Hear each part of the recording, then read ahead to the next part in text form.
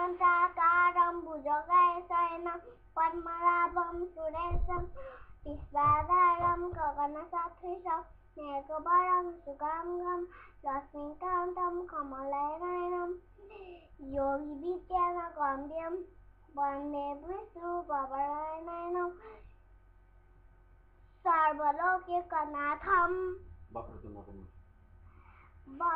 वक्रतुण्ड महाकाय सूर्यकोटिसमप्रभ निर्विघ्नं कुरु मे देव